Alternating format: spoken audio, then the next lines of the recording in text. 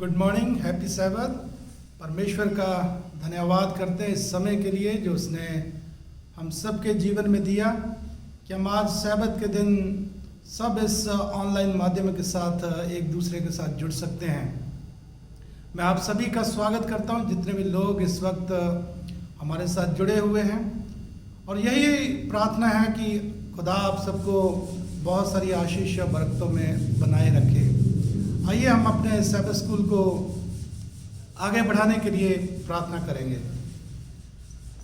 हमारे ज़मीन और आसमान को बनाने वाले ईश्वर, एक बार फिर से हम आपके कदमों में आते हैं और धन्यवाद करते हैं पिता परमेश्वर उन तमाम आशीष और बरकतों के लिए जो आपने हम सभी को दी हैं। होने दीजिए पिता परमेश्वर, आज जब सैबत के दिन आपने फिर से हम सभी को ये मौका दिया है कि हम आपके सामने अपने आप को ला सके, धन्यवाद कर सके उन आशीष और बरकतों के लिए जो आपने पिता परमेश्वर बीते वक्त में हम सभी को दी हैं। और हमारी प्रार्थना है पिता परमेश्वर, जब आपने फिर से हमें ये मौका दिया है कि हम अपने आप को आपके सामने लाएं, होने दीजिए पिता परमेश्वर आप हमें अपने पवित्र आत्मा से मसा करें ताकि हम जितना भी वक्त आपके साथ बिताएं पिता परमेश्वर आपकी महिमा और स्तुति करने वाले हो सकें। इस वक्त हमारी प्रार्थना है पिता परमेश्वर सब बहन भाइयों के लिए जो पिता परमेश्वर इस वक्त इस ऑनलाइन माध्यम के साथ हमारे साथ जुड़े हुए हैं। पिता परमेश्वर आप एक एक को अपनी आशीष और बरकत दें ताकि इस सैबत स्कूल प्रोग्राम से आज जो भी हम पिता परमेश्वर सीखें पढ़ें पिता परमेश्वर वो सब आपकी मर्जी के मुताबिक हो सके और हम अपनी ज़िंदगियों में बहुत बड़ा फ़र्क लाने वाले हो सकें। इसी तरह पिता परमेश्वर उन तमाम चर्चेस के लिए हमारी प्रार्थना है जो अलग अलग जगहों पे आपके लोग इकट्ठा हैं, और जितने भी पिता परमेश्वर आज के वक्ता हैं उनको ख़ास तौर पर आपके हाथों में सौंपते हैं और प्रार्थना करते हैं पिता परमेश्वर कि वो जब आपके पवित्र शास्त्र में से पढ़ें और सुनाएं वो पिता परमेश्वर आपकी मर्जी को पूरा करने वाले हो सके। इस वक्त पिता परमेश्वर जितने भी लोग इस सैबत स्कूल प्रोग्राम में हिस्सा लेंगे खास तौर पर उनके लिए हमारी प्रार्थना है आप पिता परमेश्वर उनके साथ होइए, उनको हिम्मत ताकत दें, अपने पवित्र आत्मा से मसा करें ताकि वो पिता परमेश्वर जो कुछ भी बताएं पढ़ें पिता परमेश्वर वो आपकी मर्जी को पूरा करने वाले हो सके। इस वक्त पिता परमेश्वर हम सब अपने आप को आपके हाथों में सौंपते हुए ये प्रार्थना मांगते हैं आपके बेटे प्रभु यीशु मसीह के वसीले से, आमीन।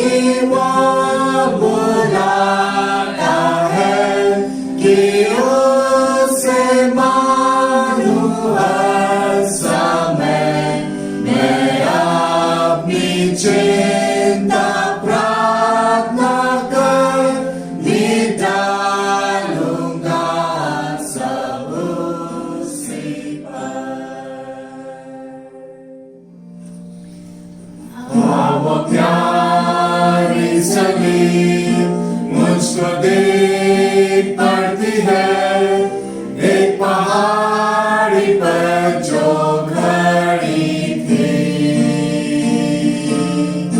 कि मसीह मज़लूम ने कयामत उठा गुनहगार की खातिर जान दी। पास न छोड़ूंगा प्यारी सलीम जब तक दुनिया में होगा कयाम। लिपटा रहूंगा मैं उसी में कि मज़लूम में है अब्दी आराम। मुझे प्यारी सलीम में जो लौह-लुहान नजर आती है खूबसूरती कि खुदा की यीशु ने कफारा दिया ताकि मिले मुझे जिंदगी। पास न छोड़ूंगा प्यारी सलीम जब तक दुनिया में होगा कयाम। लिपटा रहूंगा मैं उसी में कि मज़लूम में है अब्दी आराम।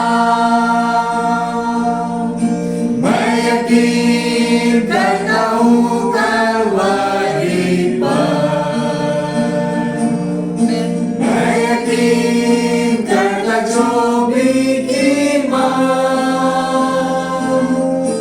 और जब वक्त थम जाए और दुनिया भी नहीं, लिपटा रहूंगा मैं सलीम से। पास न छोड़ूंगा प्यारी सलीम जब तक दुनिया में होगा कयाम। लिपटा रहूंगा मैं उसी में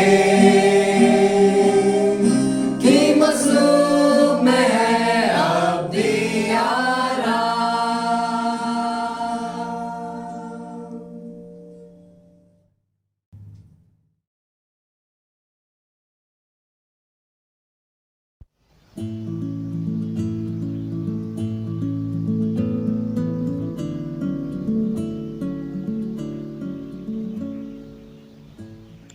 मैं मसीह में चलने नहीं पा रहा था और मैं यही सोचते रहा कि परमेश्वर का काम में कैसे आगे बढ़ाऊंगा। और जीवन में जबकि मैं परमेश्वर का दास होते हुए भी मैं इस तरह का काम नहीं कर पा रहा था। और मैं ये भी सोच रहा था कि इस शहर में मैं कैसे परमेश्वर को वचन को मैं बांटूं। केएस एडवेंटिस्ट स्कूल है जहाँ हमने एवेंजलिज्म का प्रोग्राम शुरुआत की और हमने वहाँ पर एक चर्च प्लांटेशन किए और साथ ही साथ हम सब वहाँ मिलकर सभा शुरुआत किया। वहाँ पे शुक्रवार शाम का सभा हमने वहाँ पर रखे और छोटे छोटे बच्चे अपने माँ बाप के साथ में आया करते थे और इसी तरह हम अपना कार्यक्रम और भी आगे हम बढ़ाते गए।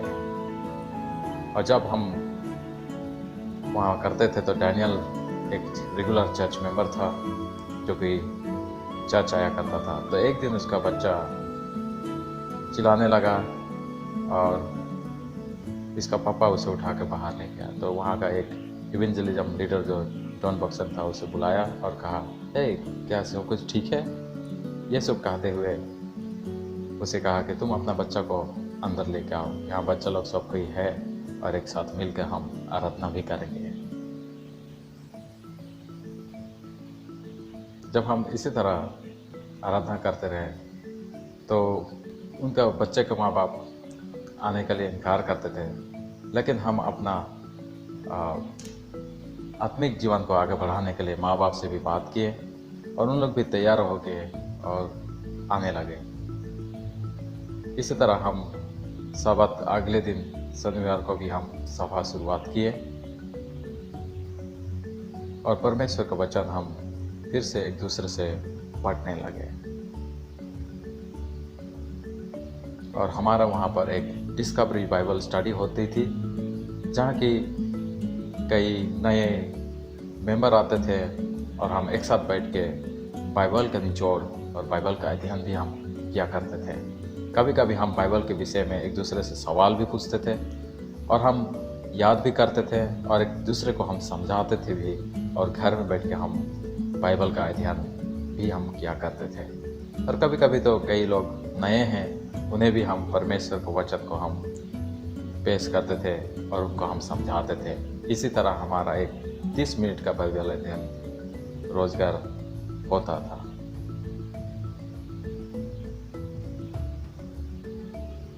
जब मुझे कई बार स्कूल से निकाला गया और एक दिन स्कूल के प्रिंसिपल मुझे बुलाता है और कहता है, जैक, तुम जानते हो कि परमेश्वर कौन है?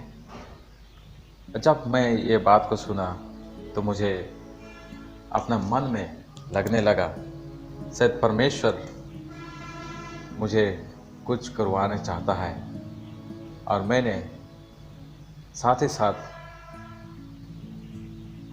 मेरा दोस्तों को मैं बताने शुरुआत किया और मुझे मालूम नहीं था कि परमेश्वर इस तरह का सोच हमारा मन में रखता है। और मेरा सबसे बड़ा प्रिंसिपल तो है परमेश्वर, कि अपने लोगों को कैसा है वो देखता है। तब मैंने बाइबल अध्ययन किए अपने दोस्तों के साथ और हम सब इकट्ठे होके बाइबल अध्ययन भी करते थे, सेवाकाई करते थे, साथ में हम खाना भी खाते थे और बाइबल की पढ़ और अध्ययन भी करते थे और हम एक साथ में मिलकर हंसते भी थे। और इसी तरह परमेश्वर मेरा जीवन में इतना बदलाव लाया। आज हमारा परमेश्वर इतना महान है जो हर कोई का मन को बदल सकता है, जो कि मेरा जीवन में भी इस तरह बदला। परमेश्वर इस आशीष दे। आमीन।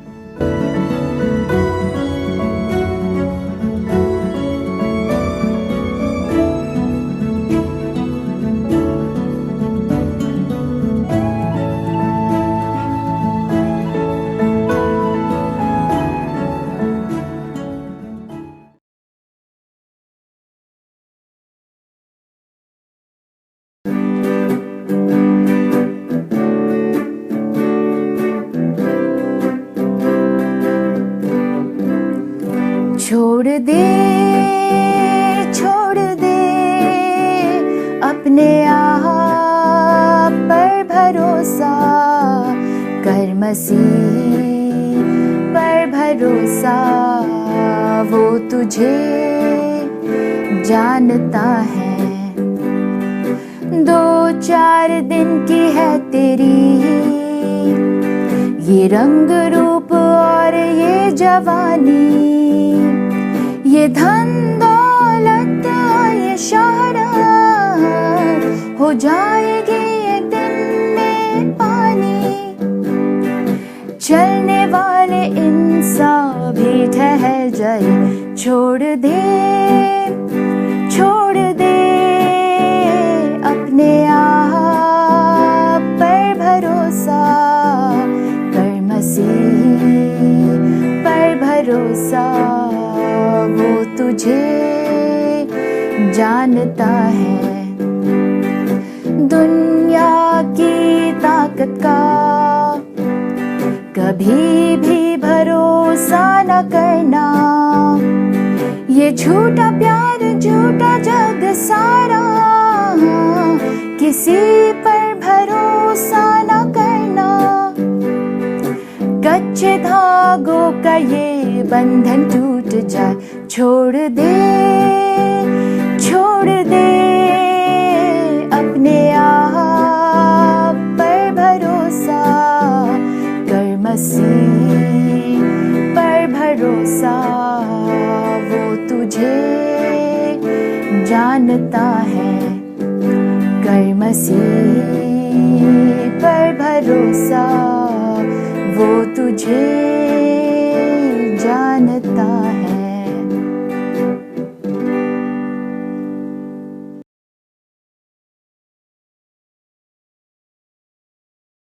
दर्शकों, आपका आज के सबद स्कूल के पाठ के अध्ययन में मैं स्वागत करना चाहती हूँ। आपका अभिनंदन करती हूँ कि आप हमारे साथ हो सकते हैं आज सबद स्कूल के पाठ के अध्ययन में।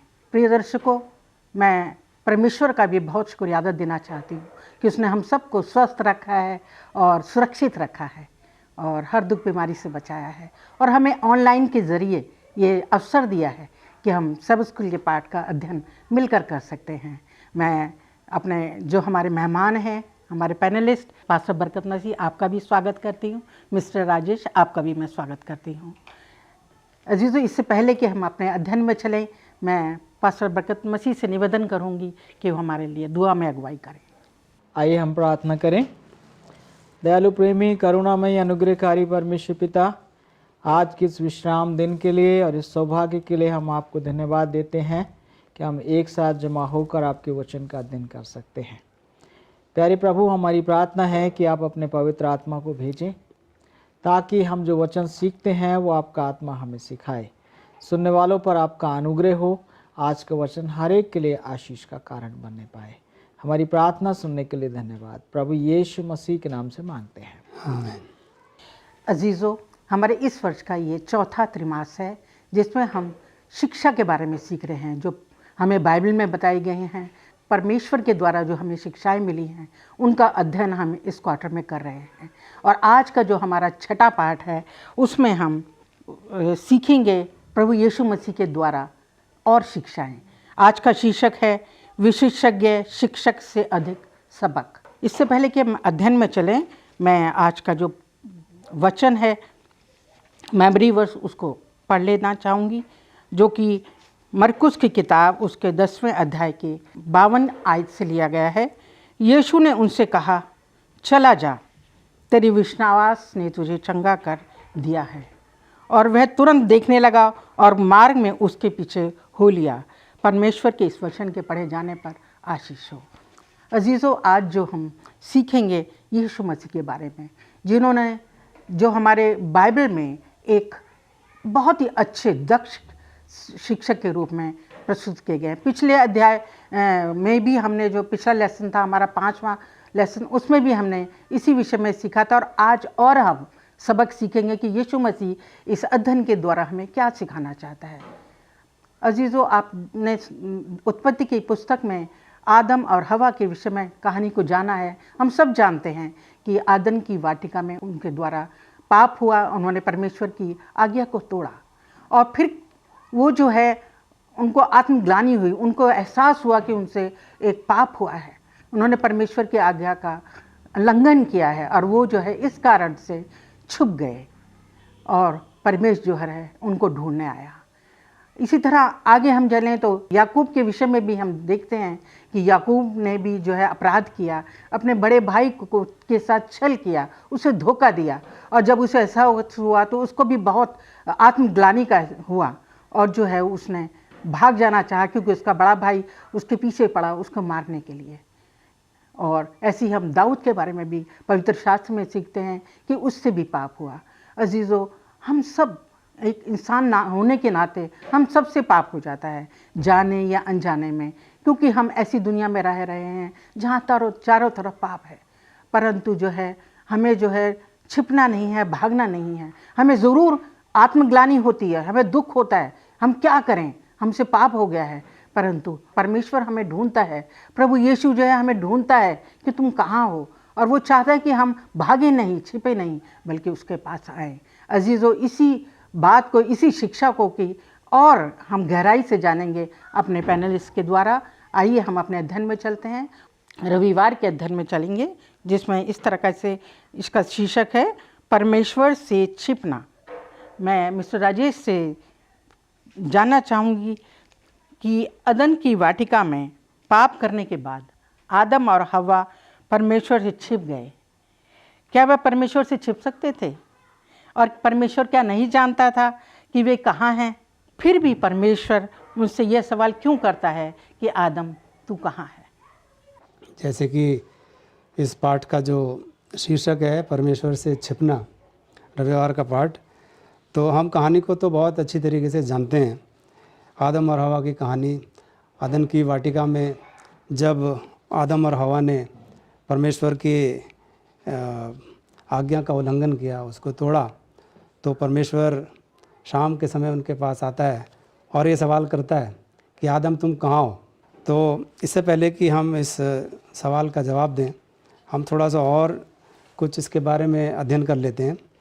अब जब हम पतन के बारे में सोचते हैं और देखते हैं तो एक तस्वीर हमारे जहन में, हमारे दिमाग में उभरती है, और हमने कई बार इस चीज़ को देखा भी है कि लोग जो हैं वो उस फल को एक सेब के फल के रूप में उसको दिखाते हैं कि जो फल आदम और हवा ने अदन की वाटिका में खाया था वो सेब था, इस प्रकार से दर्शाते हैं। हालांकि हम जानते हैं और बाइबल हमें ये बताती है कि वो फल जो था वो वाटिका के सेंटर में, उसके बीच में वृक्ष था, उसका वो फल था, और इसके बारे में कुछ नहीं बताती है कि वो फल सेब था या क्या फल था, सिर्फ फल था। और उस फल को आदम और हवा ने दोनों ने खाया, और इससे ये भी पता चलता है कि आदम और हवा ने दोनों ने परमेश्वर की आज्ञा का उल्लंघन किया और उन्होंने अपनी योजना का पालन किया। जो वो सोचते थे, जो उनके मन में आया, वो उन्होंने किया, और परमेश्वर की योजना का उन्होंने ख्याल नहीं किया, और जो उसकी आज्ञा थी उसका भी उनको ख्याल नहीं आया। उनका फल का खाना ये कहने के समान था कि मैं अपने जीवन का प्रभारी हो सकता हूँ और मैं खुद परमेश्वर हो सकता हूँ। तो ये उसका मतलब है। और निश्चित रूप से जब हम सांप ने फल को खाने के लिए आदम को और हवा को पाया, तो उनका जो जीवन था वो प्रभु के नियंत्रण से बाहर हो गया था। जब उन्होंने सांप की बात मान ली, शैतान की बात मान ली, तो उनका जो जीवन था वो प्रभु के नियंत्रण से बाहर हो गया। इसलिए वे वाटिका में वृक्षों के पीछे छिप गए। जब परमेश्वर ने उन्हें पुकारा कि हे आदम तू कहाँ है, तब वो पेड़ों के पीछे छुप गए थे जाके। क्या आपको नहीं लगता कि ये कुछ अजीब है? जैसा कि आपने प्रश्न भी किया, परमेश्वर आदम से पूछता है कि तू कहाँ है। परमेश्वर जो था वो सब जानता था, बेशक वो सब कुछ जानता था, उसे पता था कि आदम और हवा कहाँ पर हैं। तो फिर भी परमेश्वर ने ये सवाल उनसे क्यों किया? हो सकता है कि प्रभु ने आदम से और हवा से ये समझने में मदद करने के लिए उनसे पूछा कि वो कहाँ छुपे हैं। इसलिए परमेश्वर उन्हें उनके बुरे कामों को देखने में मदद करने के लिए ये सवाल उनसे करता है। यदि हम रोमियो की किताब उसका 5वां अध्याय और 11 से 19 तक पढ़ें, तो यहाँ पर पौलुस हमें बताता है, वो कहता है कि अदन में आदम के पाप के कारण क्रूस पर यीशु की मृत्यु होती है। आदम ने जो किया था उसे मिटाने के लिए यीशु कैसे आया? इन दोनों के बीच में हमें क्या संबंध सीखना चाहिए या बताना चाहिए? पापियों को बचाने के लिए परमेश्वर की योजना जो थी वो आदम और हवा के पाप का जवाब थी। ये जो पाप उन्होंने किया, इसका जवाब यही था कि परमेश्वर एक योजना बनाए और उसके तहत यीशु मसीह इस पृथ्वी पर संसार में आए, और वे शर्म और अपराध बोध में परमेश्वर से छुपते हैं। जैसा कि हम जानते हैं कि पाप के बाद वो छुप गए थे, तो उन्हें एक तो डर लग रहा था और वो उनके मन में अपराध बोध था। उन्हें ये पता था कि उन्होंने अपराध किया है, उन्होंने गलती की है। तो इसी प्रकार से हम लोग भी जानते हैं कि हमने भी अपराध किया है, हम भी ऐसा करते हैं। और परमेश्वर जो है, यीशु जो है, हमें बचाने के लिए इस दुनिया में आता है और हमसे कहता है कि तुम कहाँ हो। परमेश्वर आज भी मनुष्य जाति से ये प्रश्न पूछ रहा है कि हे मनुष्य तू कहाँ है। अर्थात इसका मतलब ये है कि हम सबके जीवन में प्रभु कहाँ है।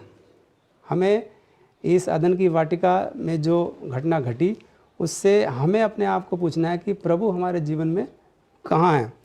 और यीशु ने हमें पाप से बचाने के लिए और उस अपराध बोध से बचाने के लिए या हमें मुक्त कराने के लिए क्या किया है। और जो हमारी ईसाई धर्म की जो शिक्षा है वो हमें बताती है कि एक पापी के रूप में हम सब परमेश्वर से छुपते हैं। परंतु परमेश्वर ही हमें बचा सकता है। धन्यवाद देते हैं राजेश जी, आपने बड़े अच्छे से हमको सिखाया, हमारे दर्शकों को भी सिखाया। हम सोमवार के अध्ययन में चलते हैं जिसका शीर्षक इस तरह से है, भाग जाना। पास्टर बरकत मसीह, मैं आपसे जानना चाहूँगी कि बाइबल में याकूब की कहानी का वर्णन है, उसके विषय में मैं आपसे जानना चाहती हूँ कि एक पापी के लिए आशा का क्या संदेश है, हमारे दर्शकों को बताएं। आपके सवाल के लिए धन्यवाद। याकूब, जब हम दुआ करते हैं तो परमेश्वर से कहते हैं, हे अब्राहम, इसहाक और याकूब के खुदा। तो याकूब जो है एक बहुत ही विशेष नाम है। अब हम अपनी ज़िंदगी को और याकूब की ज़िंदगी को हम कंपेयर करें। जब हमारे जीवन में पाप आ जाता है, हम गिर जाते हैं, हमारा हृदय ग्लानि से भर जाता है और फिर हम कई बार शैतान की ओर से आवाज़ सुनते हैं, हमारे लिए कोई आशा नहीं है। याकूब के साथ क्या होता है, याकूब जो है वो अपने भाई का हक छीनने के लिए अपनी माँ के साथ मिलकर अपने पिता को धोखा देता है। और फिर उसके बाद क्या होता है, जब उसे ये पता चलता है मेरा भाई मुझे मार डालेगा, तो अपने पाप से और अपने परमेश्वर से वो भाग रहा था। और जब वो परमेश्वर से भाग रहा था और एक रात को जब वो कहीं सोता है, एक पत्थर सिरहाने रखकर परमेश्वर उसके ऊपर प्रकट होता है और परमेश्वर उससे वाचा मानता है। देखिए यहाँ पर मैं पढ़ना चाहता हूँ उत्पत्ति 28 अध्याय का 15 पद। और सुन, मैं तेरे संग रहूँगा और जहाँ कहीं तू जाए वहाँ तेरी रक्षा करूँगा और तुझे इस देश में लौटा ले आऊँगा और मैं अपने कहे हुए को जब तक पूरा ना कर लूँ तब तक तुझे ना छोड़ूंगा। हम यहाँ पर देखते हैं याकूब परमेश्वर से भाग रहा है और परमेश्वर याकूब के पीछे पीछे भाग रहा है। इससे पता चलता है कि जब हम पाप करते हैं परमेश्वर तुरंत हमको माफ़ कर देता है और हमें मौका देता है कि हम रियलाइज़ करें, और जैसे ही हम सॉरी कहते हैं परमेश्वर हमको माफ़ करता है और अपनी वाचा को, अपनी कवनेंट को वो रिन्यू करता है। याकूब के साथ वो वाचा को रिन्यू करता है। और याकूब जब देखता है वो सीढ़ी जो ज़मीन से आसमान पर, इस पर स्वर्गदूत चढ़ रहे उतर रहे, ये सीढ़ी यीशु मसीह को दिखाती है कि परमेश्वर और मनुष्य के बीच में यीशु मसीह है जो हमें क्या करता है, जोड़ता है। और याकूब ने जब ये एहसास किया कि परमेश्वर ने मुझे माफ़ कर दिया है, तब फिर वो आगे चल के इसी अध्याय में कहता, अगर परमेश्वर मेरे साथ रहे तो मैं परमेश्वर के साथ वफादार रहूँगा।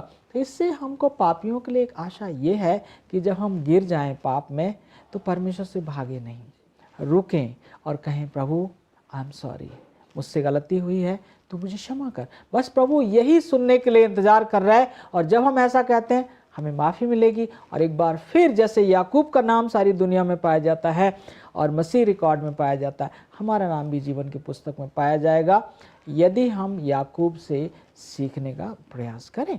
आप देखिए वहाँ पर जब याकूब को तमाम दुनियावी आवाज़ें आ रही होंगी, तूने धोखा दिया, तूने ये किया, तूने वो किया, लेकिन जैसे उसने परमेश्वर की आवाज़ सुनी तो वो परमेश्वर की ओर स्थिर हो गया। जब उसकी आँख खुली, करा निश्चय यहाँ परमेश्वर है, तो हमें परमेश्वर की उपस्थिति का एहसास करना चाहिए और उसका धन्यवाद करना चाहिए, क्योंकि अभी हमारे लिए रहम का दरवाज़ा बंद नहीं हुआ। जब तक हम माफ़ी मांग सकते हैं तब तक हमारे लिए रहम का दरवाज़ा बंद नहीं हुआ। तो ये मेरा उत्तर है कि हर एक पापी के लिए आशा है। हम पाप करने के कारण नरक में नहीं जाएंगे, क्षमा ना मांगने के कारण नरक में जाएंगे। अगर हम क्षमा स्वीकार ना करें, पापों से जो हमको क्षमा प्रभु देना चाहता है उसको स्वीकार ना करें, तो हम नरक में जा सकते हैं। ये हम सब पापियों के लिए एक आशा है। शुक्रगुजार हूँ पास्टर बरकत मसीह अच्छे विचारों के लिए। वाकई में हमारी चाहे कैसी भी दशा हो, परमेश्वर हमें नहीं छोड़ता। मिस्टर राजेश के पास चलते हैं। हमारा जो मंगलवार का शीर्षक है वो है यीशु एक शिक्षक। मिस्टर राजेश, मैं आपसे जानना चाहूँगी कि आप हमारे दर्शकों को बताएं और सिखाएं, एक शिक्षक के रूप में यीशु ने किस प्रकार से कार्य किया और उनके सिखाने का तरीका क्या था? क्या हम उसके तरीके से कुछ सबक सीख सकते हैं? जी बिल्कुल। यीशु एक शिक्षक, जैसा कि हमारा शीर्षक है इस पाठ का, और यीशु मसीह एक बहुत ही महान शिक्षक थे, जैसा कि हम सब लोग समझते हैं, जानते हैं। और यदि हम नए नियम में पढ़ें यूहन्ना उसका पहला अध्याय और उसका पहला ही पद, यहाँ पर इस प्रकार लिखा है, आदि में वचन था और वचन परमेश्वर के साथ था और वचन परमेश्वर था और वचन देहधारी हुआ और अनुग्रह और सच्चाई से परिपूर्ण होकर हमारे बीच में डेरा किया और हमने उसकी ऐसी महिमा देखी जैसे पिता के इकलौते की महिमा। तो इस पद में हमें ये बताया गया है कि यीशु कौन है और वो यहाँ क्या कर रहा है। एक शिक्षक के सबसे अच्छे उदाहरण के रूप में यीशु मसीह के बारे में हम क्या जानते हैं और हमें क्या बताना चाहिए और क्या सीखना चाहिए। यदि हम वापस जाएं अदन की वाटिका में, अदन में परमेश्वर ने आदम और हवा से बात करी और जैसा कि अभी पास्टर बरकत मसीह ने बताया याकूब के बारे में, याकूब से भी परमेश्वर ने रास्ते में बात की और वही परमेश्वर इस धरती पर मनुष्य के रूप में रहने के लिए आता है। नया नियम हमें ये बताता है कि परमेश्वर को यीशु में दिखाया गया है। यीशु से हम परमेश्वर और उसके पवित्र मार्ग के बारे में जान सकते हैं। क्यों जान सकते हैं? क्योंकि यीशु ही परमेश्वर है। यूहन्ना 1 में ये भी बताता है, हम जानते हैं कि यूहन्ना भी एक बहुत शक्तिशाली शिक्षक था और यरूशलेम के धार्मिक नेताओं को और विद्वानों को ये लगता था कि ये यूहन्ना जो है ये एक बहुत ख़ास या विशेष व्यक्ति है। परंतु यूहन्ना जो था वो जानता था कि वो किसी और बड़े और अद्भुत और महान व्यक्ति के लिए रास्ता तैयार कर रहा है। कोई बहुत ही ख़ास आने वाला है और जब वो आएगा तो यूहन्ना कहता है कि मेरे बाद आने वाला है जिसकी जूती का बंद भी मैं खोलने लायक नहीं हूँ। आगे हम देखते हैं यूहन्ना ने ये घोषणा करी कि यीशु जो है वो परमेश्वर का मेमना है। और यूहन्ना अगर 2 अध्याय हम पढ़ें तो वहाँ पर 2 अनुयायियों का वहाँ पे बयान किया गया है। 2 अनुयायी जो थे यूहन्ना के वो बपतिस्मा लेते हैं और जब यीशु उनसे पूछता है कि वे क्या चाहते हैं तो वो कहते हैं हे रब्बी, अर्थात गुरु, अर्थात मास्टर हम कह सकते हैं। तो हे रब्बी तू कहाँ रहता है? यूहन्ना 1:38 में लिखा है कि वो कहते हैं कि हे रब्बी अर्थात गुरु आप कहाँ रहते हैं। यीशु एक रब्बी यानी एक शिक्षक है, परंतु यीशु किसी अन्य शिक्षक के समान नहीं है। जिस प्रकार से हम सांसारिक शिक्षक होते हैं उस प्रकार से यीशु मसीह वो शिक्षक नहीं है, वह परमेश्वर है। दूसरे शब्दों में हम कह सकते हैं कि परमेश्वर इंसान के रूप में इंसानों के लिए आया और एक शिक्षक के रूप में उसने काम किया। और एलन जी वाइट जो है वो भी हमें बहुत अच्छे तरीके से, सरल तरीके से बताती हैं। वो कहती हैं कि सबसे अच्छा शिक्षक जो कभी इस पृथ्वी पर रहता था बेशक वह स्वयं परमेश्वर था। यीशु मसीह के बारे वो कहती हैं कि वो बेशक वह शिक्षक स्वयं परमेश्वर था। तो हम यहाँ कह सकते हैं कि प्रभु यीशु मसीह ही परमेश्वर है और वो इस पृथ्वी पर इसलिए आया कि वो जो पापी लोग हैं उनका उद्धार। धन्यवाद देती हूँ मिस्टर राइसचंद जो आपने हमें विचार साझा किए। बुधवार के अध्ययन में चलते हैं और जिसका शीर्षक इस तरह से है, एक स्त्री जो चुप नहीं रहेगी। मैं पास्टर बरकत मसीह से जानना चाहूँगी कि वो हमें अपने विचारों को साझा करें। जब प्रार्थना का उत्तर देर से मिले तो क्या करें? जी, धन्यवाद आपके इस सवाल के लिए। ये जो कहानी जिस स्त्री का जिक्र है ये एक कनानी स्त्री थी, कनान की रहने वाली थी और ये यूनानी स्त्री थी। अब देखिए यूनानी और यहूदियों में कोई मेल नहीं था, दोनों बड़ा विरोधाभास था। और जब यीशु मसीह एक घर में होता है, मरकुस कहता है यीशु मसीह चुपचाप रहना चाहता है, छुपना चाहता है। ये स्त्री यीशु मसीह के पीछे आती है और गिड़गिड़ाती है कि मेरी बेटी में दुष्ट आत्मा है, प्रभु निकाल दे। कुछ देर तक प्रभु कोई प्रतिक्रिया व्यक्त नहीं करता है तो चेले कहने लगते हैं प्रभु इसको विदा करिए, हमारे पीछे पीछे आ रही। और वहाँ पर प्रभु कहता है कि मैं इस्राएल की खोई हुई भेड़ों के अलावा किसी और के लिए नहीं आया हूँ। और ये सुनने के बाद भी वो स्त्री वापस नहीं जाती है, वो अपने प्रार्थना, अपने निवेदन को लगातार करती रहती है। प्रभु यीशु मसीह और आगे बढ़ते हैं और आगे जब बढ़ते हैं तो वो स्त्री आकर प्रभु के कदमों में गिर जाती है और कहती है प्रभु मेरी बेटी में दुष्ट आत्मा है और तू उसे क्या कर दे, निकाल दे। और वहाँ प्रभु एक और दूसरा झटका उसको देते हैं कि कुत्तों को जो बेटों की रोटियां हैं वो कुत्तों को देना ठीक नहीं है। और वो स्त्री वहाँ पर ये कहती है कि हाँ प्रभु मैं कुत्ता सही, लेकिन कुत्ते भी तो स्वामी की मेज से जो टुकड़े गिरते हैं वो चूर चार खा लेते हैं। और वहाँ पर प्रभु कहता है स्त्री तेरा विश्वास बड़ा है, और जैसा तू चाहती है वैसा तेरे लिए हो जाता है। यहाँ पर ये प्रार्थना है, इसकी प्रार्थना में देरी हो रही है और ये प्रार्थना में लगातार लगी रही। मैं आपको बताना चाहता हूँ कि हमारा परमेश्वर हर एक प्रार्थना का उत्तर देता है। कई बार हमारा परमेश्वर प्रार्थना का उत्तर हाँ में देता है, कई बार वो ना में देता है, कई बार वो इंतज़ार करने के लिए कहता है। जब परमेश्वर का उत्तर ना होता है तो वो बेहतर देता है, और जब परमेश्वर प्रतीक्षा करवाता है तो सर्वोत्तम देता है। यहाँ पर इस स्त्री को थोड़ा सा प्रतीक्षा करना पड़ी, और उसके बाद आप जानते इसकी कहानी वचन में पाई जाती है। 2000 साल से सारे दुनिया में प्रचार हो रही है, और जहाँ जहाँ ये वचन जाएगा इस स्त्री की कहानी हम पापियों के लिए एक प्रेरणा का सबक है कि अगर हमारी प्रार्थना का उत्तर देर से मिल रहा है तो ये हमारे विश्वास की परीक्षा है। हम तब तक प्रार्थना करते रहें जब तक उत्तर मिल ना जाए। इसमें दूसरी चीज़ और है, चेले जो हैं वो भी बेनकाब होते हैं। चेलों का फ़र्ज़ ये था, वो जानते थे हमारा प्रभु सबके लिए आया है, तो चेलों का फ़र्ज़ ये था कि वो उस स्त्री के लिए इंटरसीड करते, निवेदन करते कि प्रभु आप इसकी प्रार्थना का उत्तर दीजिए और इसको विदा करिए। लेकिन उन्होंने उसके लिए इंटरसीड नहीं किया। तो अगर हम विश्वासी हैं तो हमारा फ़र्ज़ है हम दूसरों के लिए विनती करें, और यदि हम पापी हैं और प्रार्थना कर रहे हैं तो याद रखें प्रभु हमारी हर प्रार्थना का उत्तर देता है। कई बार देर लग सकती है, और जब देर लग रही है तो इसका मतलब हमें कुछ उत्तम मिलने वाला है। इसको केवल चंगाई नहीं मिली बल्कि इसकी तारीफ भी हुई कि तेरा विश्वास बड़ा है, तो ये उसको एक बड़ा आनंद प्राप्त हुआ। तो जब हम प्रार्थना करें तो लगे रहें, हमारी प्रार्थना का उत्तर हमेशा मिलता है और हमेशा मिलेगा, क्योंकि हमारे प्रभु की निगाहें हमारी ओर लगी रहती हैं, उसके कान हमारी दुहाई की ओर लगे रहते हैं। और वचन कहता है कि परमेश्वर ने जगत से ऐसा प्रेम किया है कि उसने अपना इकलौता पुत्र दे दिया। जिसने इकलौता पुत्र दे दिया है तो क्या बाकी सब कुछ हमें ना देगा? वो बिल्कुल देगा। तो प्रार्थना में लगे रहें, उत्तर ज़रूर मिलेगा। ये आशा का संदेश है। धन्यवाद देती हूँ पास्टर बरकत मसीह। और बिल्कुल सही है कि विश्वास के साथ बेशक देर हो सकती है, अगर हम विश्वास के साथ प्रार्थना करें तो प्रभु यीशु ज़रूर हमारी दुआओं का जवाब देता है। आइए हम गुरुवार के अध्ययन में चलते हैं, जिसका शीर्षक इस तरह से है, एक छात्र जो समझता है।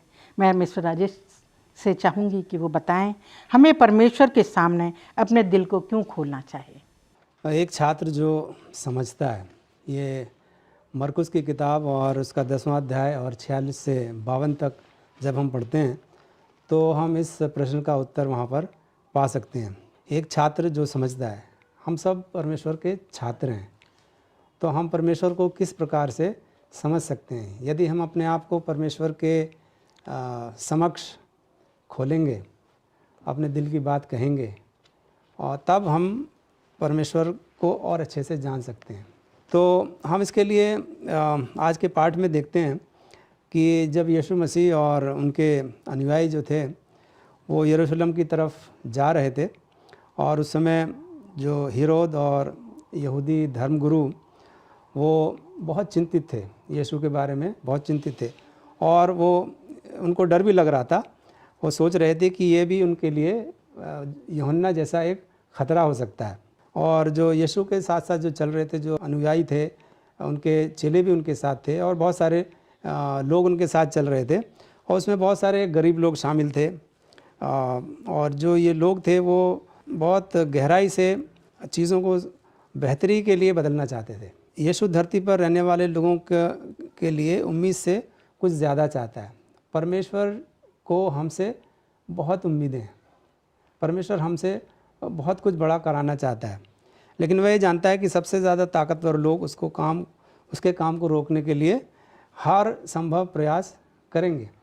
जिस प्रकार से प्रभु यीशु मसीह के काम को बंद करने के लिए, रोकने के लिए बहुत सारे लोग प्रयत्न करते थे, उनके काम को रोकने के लिए। वे नहीं चाहते थे कि यीशु कभी सफल हो। कुछ लोग जो होते हैं वो यीशु के पक्ष में होते हैं, और इस समूह में प्रभु यीशु मसीह के वो 12 चेले भी थे, उनके शिष्य भी थे। वे यीशु के विशेष छात्र थे। जो उनके चेले थे, जो शिष्य थे 12, हम उनको कह सकते हैं कि वो बहुत विशेष छात्र थे। और उसी समय वे भी उलझन में थे, या पाठ हमें बताता है कि वो अंधे थे। और मरकुस की किताब में जो लिखा है और मरकुस हमें ये दिखाता है कि ऐसा क्यों है। महान शिक्षक अपने छात्रों को एक परीक्षा देता है। जैसे कि हम सब जानते हैं कि कुछ भी हमें पास करने के लिए परीक्षा लिखनी पड़ती है, तो उसी प्रकार से महान शिक्षक जो होता है अपने छात्रों को एक परीक्षा देता है। वह उन्हें देखना या समझना चाहता है कि जो चीज़ें उनके लिए कठिन है वो उनको कर पाते हैं या नहीं कर पाते हैं। और यदि हम कहानी में आगे बढ़ें मरकुस की किताब में 10वां अध्याय 46 से 52 में, तो हम वहाँ एक अंधे भिखारी की कहानी पाते हैं। और उस अंधे भिखारी का नाम था, अंग्रेज़ी में बार्टिमियस उसको बोलते हैं, तो उसका नाम था। जब हम इस कहानी को पढ़ते हैं तो इसमें हम क्या पाते हैं? क्या हम देखते हैं कि यीशु जो था वो बार्टिमियस के को कुछ दया दिखाता है या नहीं दिखाता है? और इस कहानी से हमें क्या शिक्षा मिलती है और किस प्रकार से हम यीशु के सामने अपने दिल को खोल सकते हैं? जिस प्रकार से बार्टिमियस ने, वो हम जानते हैं कि वो अंधा था, भिखारी था और बहुत सालों से भीख मांगता था, दिखाई नहीं देता था, लेकिन उसकी दिली इच्छा थी कि वो देख सके। वह पाठ बताता है कि वह बच्चे के घुंघराले बालों तथा खेत में पके हुए गेहूं के रंग को देखना चाहता था, अपने चारों ओर देखना चाहता था। अब सवाल यह है कि हम अपनी आँखों से क्या देखना चाहते हैं? देखना मतलब खाली जो हमारी भौतिक चीज़ें हमारे सामने हैं उन चीज़ों को नहीं देखना, बल्कि आध्यात्मिक जो सच्चाई है उसको समझना है। तो वो वास्तव में देखना कहलाता है। जब हम आध्यात्मिक सच्चाई को समझते हैं तब हम प्रभु यीशु मसीह को देखते हैं। यीशु हमें एक शिक्षक के रूप में बताता है कि हमें उसको समझने की ज़रूरत है, क्योंकि परमेश्वर जानता है हर व्यक्ति की गहरी इच्छा एक नए बेहतर जीवन के लिए ज़रूरी है। तो यदि हम अपने आप को परमेश्वर के सामने नहीं खोलेंगे अच्छे से, तब तक हम परमेश्वर के बारे में जान भी नहीं सकते। इसलिए हमें बिल्कुल निडर होकर परमेश्वर के सामने हमें अपने आप को खोलना है, अपने दिल की बात को रखना है और प्रभु से हमें बताना है, उनसे याचना करनी है कि परमेश्वर हमें बुद्धि और ज्ञान दे ताकि हम उन सच्चाइयों को समझ सकें। धन्यवाद देती हूँ मिस्टर राजेश चंद इतने अच्छे से बताने के लिए हमारे दर्शकों को भी। आइए हम शुक्रवार के अध्ययन में चलते हैं और पास्टर बरकत मसीह से मैं चाहूँगी हमें बताएं कि एक योग्य शिक्षा की क्या पहचान है। आपके सवाल के लिए धन्यवाद। देखिए, गुरु और शिष्य, हम इस पूरे क्वार्टर जो है एजुकेशन शिक्षा के बारे में सीख रहे हैं और ये फ्राइडे का पार्ट ये है कि एक शिष्य, एक वर्दी डिसाइपल की क्या पहचान हो सकती है। एक चेला वही है जो अपने गुरु के समान दिखाई दे, जिसका आचरण, जिसका व्यवहार, जिसकी बातचीत, जिसका उठना बैठना गुरु के समान हो। तो ये शिष्य की पहचान होती है। और इसके लिए मत्ती 7 अध्याय में आइए हम चलेंगे। मैं 24 से 27 ये पदों को पढ़ना चाहता हूँ। इसलिए जो कोई मेरी ये बातें सुनकर उन्हें मानता है वह उस बुद्धिमान मनुष्य के समान ठहरेगा जिसने अपना घर चट्टान पर बनाया, और मेघ बरसा और बाढ़ें आईं और आंधियां चलीं और उस घर से टकराईं, फिर भी वो नहीं गिरा क्योंकि उसकी नींव चट्टान पर डाली गई थी। परंतु जो कोई मेरी ये बातें सुनता है और उन पर नहीं चलता है वह उस निर्बुद्धि मनुष्य के समान ठहरेगा जिसने अपना घर बालू पर बनाया, और मेघ बरसा और बाढ़ें आईं और आंधियां चली और उस घर से टकराईं और वो गिरकर सत्यानाश हो गया।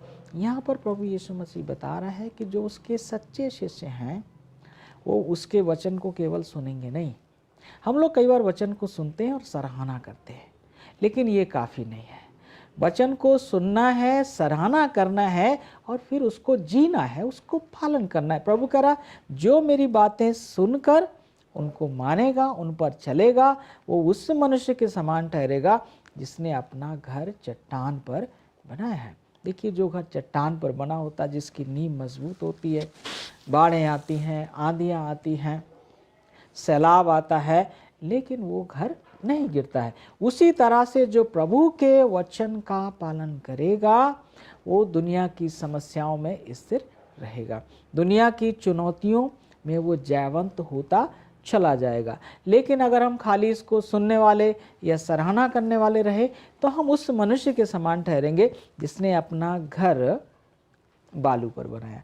दोनों ने सुना, लेकिन एक है जो उसको सुनता है, सराहना करता है और पालन करता है। तो यहाँ पर एक सच्चे शिष्य की, एक योग्य शिष्य की पहचान ये हो सकती है कि वो अपने गुरु के समान बने। तो हम मसीहों का ये दायित्व है कि हम सीखें कि हमारा यीशु मसीह कैसा है, यीशु मसीह किस परिस्थिति में किस तरह से व्यवहार करता है, यीशु मसीह किस परिस्थिति में किस तरह से प्रतिक्रिया करता है, और फिर हम कहें प्रभु तू हमारी मदद कर कि हम इसी तरह से कर सकें। जैसे एक बार यीशु मसीह के चेले आते और कहते हैं प्रभु जैसे यूहन्ना ने अपने चेलों को प्रार्थना करना सिखाया वैसे तू हमें भी प्रार्थना करना सिखा। तो उसी तरह से हम जब योग्य शिष्य बनना चाहते हैं, हमारा ये कर्तव्य है कि हम कहें प्रभु तेरे पद चिन्हों पर चलने की हमें सामर्थ्य दे, हमें योग्यता दे। कई बार क्या होता है, जब वचन हमारे सामने आता है तो हम कहते हैं हम नहीं कर सकते, लेकिन पौलुस कहता है कि प्रभु यीशु मसीह जो मुझे सामर्थ्य देता है उसके द्वारा मैं सब कुछ कर सकता हूँ। और यूहन्ना प्रेरित कहता है कि जो परमेश्वर से प्यार करते हैं उनके लिए परमेश्वर की आज्ञाओं का पालन करना कठिन नहीं है, क्योंकि परमेश्वर हमारी सहायता करता है। तो योग्य शिष्य वही हो सकता है। हम सब मसीही लोग जो हैं, मसीह विश्वासी यीशु मसीह के शिष्य हैं। हम वो गाना भी गाते हैं, हम यीशु मसीह के चेले हैं। तो यीशु मसीह के चेलों का ये दायित्व है कि वचन को जाने, माने और उसका प्रचार करें और उसे अपने जीवन में भी जिएं। तब हम आने वाले समय में भयानक से भयानक विपत्तियाँ आए, संकट आए, गरीबी आए, मौत आए, हमारा जो ईमान का जहाज है वो डूबेगा नहीं। लेकिन अगर हमने इस पर नहीं चले तो एक हवा का झोंका आएगा और हम बह जाएंगे। तो ये मेरा सोचना है कि हम प्रभु के समान बनेंगे, तभी हम प्रभु के योग्य शिष्य बन सकते हैं। धन्यवाद देना चाहती हूँ पास्टर बरकत मसीह और मिस्टर राजेश, आप दोनों का मैं धन्यवादी हूँ इस अच्छे लेसन स्टडी के लिए जो आपने हमको अध्ययन कराया, हमारे दर्शकों को भी सिखाया।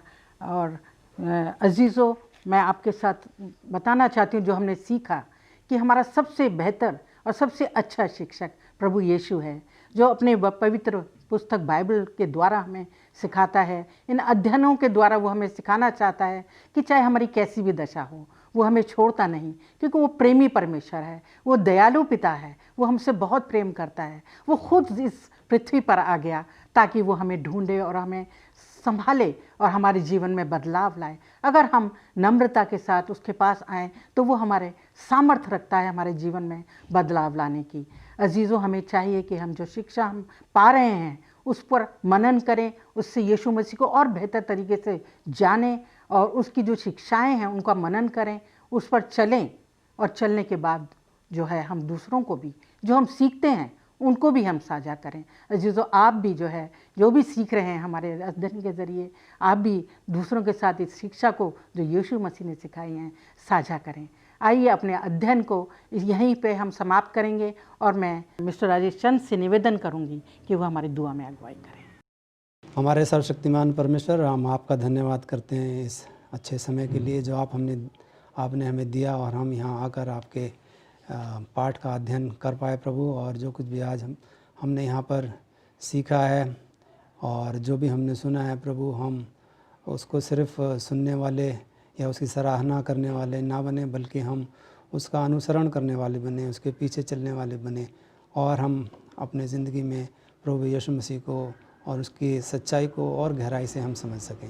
प्रभु, हम धन्यवाद करते हैं सारे दर्शकों के लिए जो आज इस पाठ का अध्ययन हमारे साथ कर रहे हैं, जो सुन रहे हैं। प्रभु, हम चाहते हैं कि आप उन सबको आशीष दें ताकि वो भी अपने जीवन में प्रगति कर सकें, अपने मसीही जीवन में प्रगति कर सकें। प्रभु, हम जानते हैं कि हमारे सामने बहुत बड़ा चैलेंज है और कभी कभी हम बहुत कठिनाई से गुजरते हैं, परंतु प्रभु हम सबको आपके सुपुर्द करते हैं। आप हमें आशीष दें और हमें सामर्थ्य और शक्ति दें ताकि हम आपके वचन को पूरी तरीके से अपनी ज़िंदगी में निभा सकें। हम सबके लिए प्रार्थना करते हैं प्रभु, सबको आप आशीष दें और इस विनती को हमने अपने उद्धारकर्ता और आपके पुत्र प्रभु यीशु मसीह के मीठे नाम में मांगा है। दया से सुन और ग्रहण करें, आमीन। आज के संदेश में जाने से पहले दुआ करेंगे। हमारे महान और सर्वशक्तिमान प्यारे परमेश्वर, हम तेरा धन्यवाद करना चाहते हैं कि तूने हमें एक सुनहरा पल दिखाया। जिसमें हम तेरी आराधना कर सकते हैं और तेरा नाम ले सकते हैं। हम धन्यवाद करते हैं आज के इस अवसर के लिए और आज के पाक सावत के लिए, क्योंकि बहुत से ऐसे लोग हैं इस अवसर पर प्रार्थना कर नहीं पाते, जबकि हम इस टेक्नोलॉजी के माध्यम से जुड़कर हम तेरी उपासना कर पा रहे हैं। खासकर हम दुआ करते हैं आज के ये सुसमाचार के लिए, जो कि तेरे सेवक के द्वारा सुनाया जाएगा। इस सुसमाचार पर तेरा आशीष और तेरे पवित्र आत्मा को भेज, ताकि वो हमें अपनी आत्मा से आशीषित करे। जो कुछ भी आज हम सुनेंगे उसको हम अपने जीवन में लागू कर सके और तेरे करीब आ सके। हम प्रार्थना करते हैं हमारे पादरी भाइयों के लिए, उनके परिवार के लिए और उनके चर्चेस के लिए, जहाँ पर वो अपना सेवकाई प्रदान कर रहे हैं, उनके साथ हो और उनका हर जरूरत पूरा करना।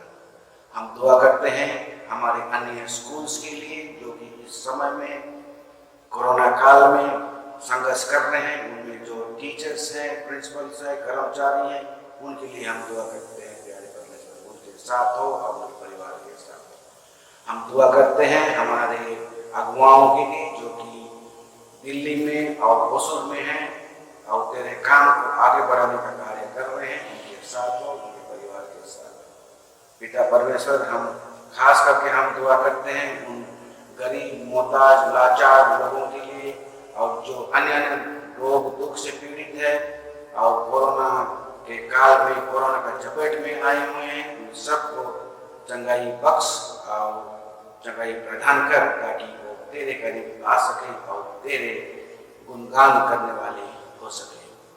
प्यारे परमेश्वर, हम अपने गुनाहों का माफी मांगने चाहते हैं, जो कि हमसे जाने अनजाने में हुई है और हम गुनहगार हैं और गुनाह के ऊपर चले। हमें हमारा गुनाह का माफ कर और हर बुराई से बचा, जो कि गलत है। अब मैंने ज़्यादा मांगा हूँ तो माफ कर और मांगने से भुला हूँ तो देना, क्योंकि ये छोटी सी दुआ तेरे पुत्र खुदा यीशु मसीह के नाम से मांगता हूँ, सुना और ग्रहण कर। आमीन।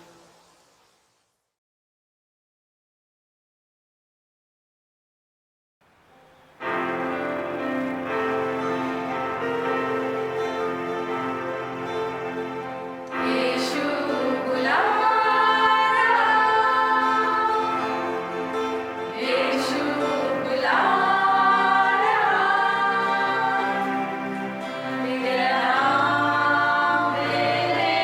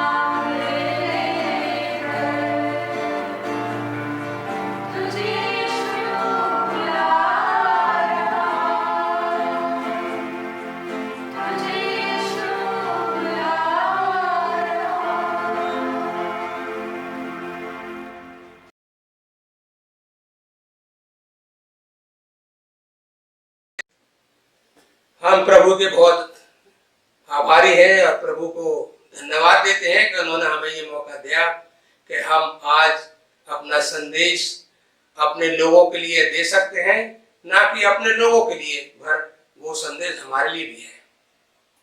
हम संदेश में जाने से पहले आइए हम अपने हाथ जोड़ेंगे और आंखों को बंद करेंगे और परमेश्वर से दुआ मांगेंगे ताकि वो हमारे संदेश के बीच हमारे साथ रहे। आइए दुआ करें। प्रभु यीशु मसीह, हम धन्यवाद देते हैं इस समय के लिए कि आपने हमें इस संदेश के लिए चुना है जो कि आमोस की पुस्तक से आएगा। प्रभु, हम इस लायक नहीं है कि हम ये संदेश अपनी तरफ से दे सके, लेकिन आपसे हम विनती करते हैं हाथ जोड़ करके कि इस संदेश के समय आप हमारे साथ हो, ताकि जो संदेश हम दें वो हमारे लोगों तक जाए और उसको हम भी अमल कर सके। प्रभु, आपकी पवित्र आत्मा हमारे साथ हो, आपके फरिश्ते हमारे साथ हो, ताकि ये संदेश हमारे लोगों के पास जाए। इस छोटी दुआ सुन और कबूल कर। ये प्रार्थना प्रभु यीशु मसीह के नाम से मांगते हैं, आमीन। आज का जो संदेश है हमारी तरफ से, उसका जो शीर्षक है वो है आमोस की भविष्यवाणी और हमारे परमेश्वर का अनुग्रह। ये जो संदेश हमने लिया है ये हमने आमोस की किताब से लिया है और आज हम इस संदेश में ये देखेंगे कि हमारे पाप कहां तक पहुंच गए हैं और प्रभु का अनुग्रह हमारे समय कब तक रहा है, कब था और रहेगा। इससे पहले हम आगे बढ़े, हम आमोस के जीवन पर थोड़ा प्रकाश डालेंगे। आमोस जो थे वो एक यहूदी नगर में एक जगह थी जिसका नाम था तको, और तको के रहने वाले थे। इनका जो पेशा था वो भेड़ और बकरियों को चराने वाला था और अपना साधारण जीवन व्यतीत करके इसी व्यवसाय से, इसी काम से वो अपने जीवन का पालन पोषण करते थे। एक दिन परमेश्वर की तरफ से एक बुलाहट आई और ये बुलाहट थी कि आमोस, आप मेरी प्रजा इजराइलियों के लिए यरूशलेम जाकर के उनको प्रचार करो।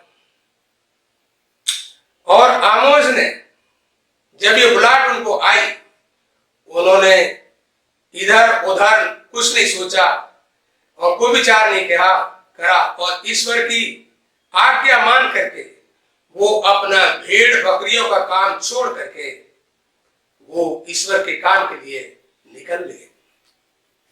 वो यहूदा देश से वो उत्तरी देश में गए जिसका नाम यरूशलेम है, जहां की यरोबाम उस समय राज्य करता था।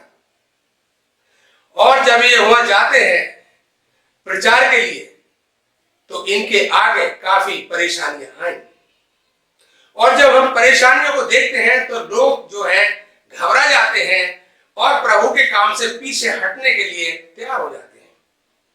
और ये हमने पवित्र शास्त्र से भी देखा है मेरे भाइयों कि जब परमेश्वर ने मूसा से अपने काम के लिए कहा तो हम देखते हैं कि निर्गमन की किताब में उसका 4 बाब और उसकी 10 आयत में लिखा है, मूसा ने बहाने बनाए।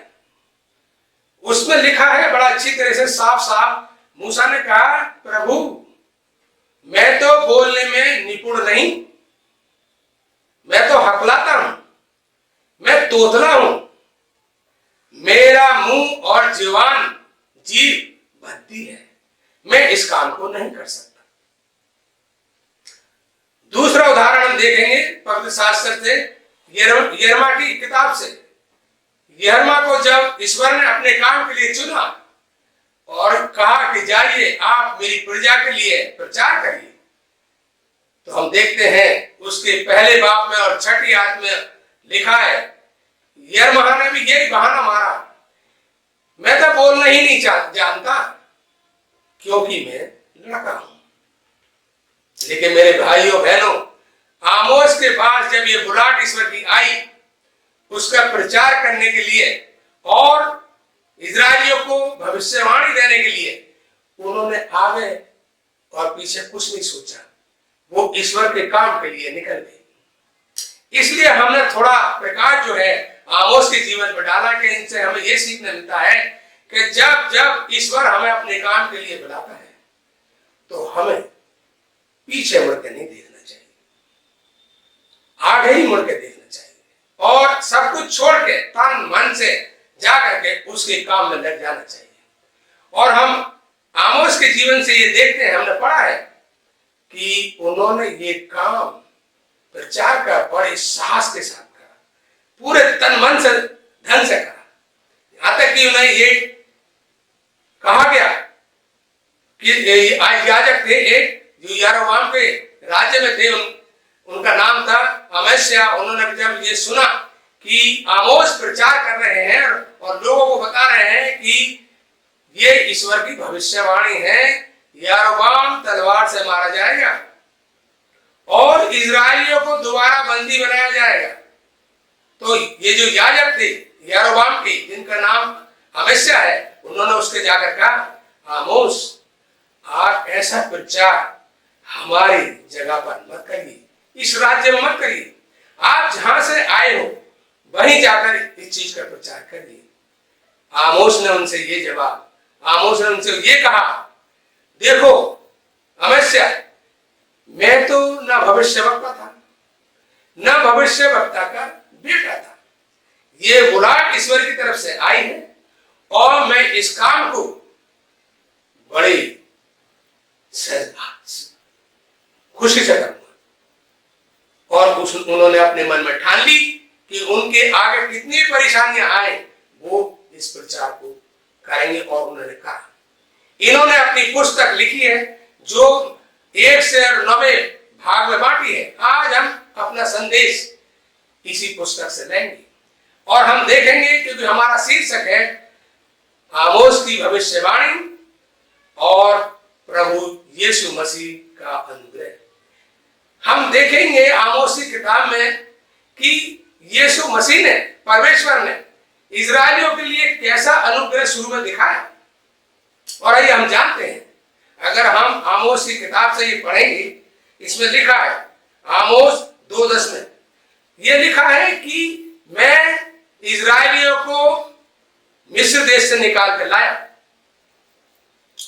और सब जातियों में से, सब कुलों में से मैंने सिर्फ इजरायली लोगों को अपने लिए, अपने काम के लिए चुना।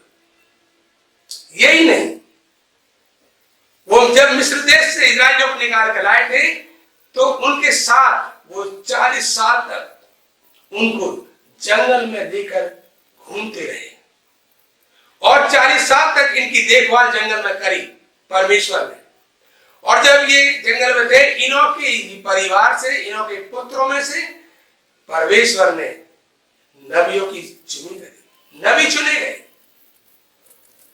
यही नहीं, इन्होंने इनके साथ निकाल करके इन्होंने कहा कि मैंने अपना पूरा मन इजरायलियों पर ही लगा रखा है, मैंने इनके लिए सब कुछ करा।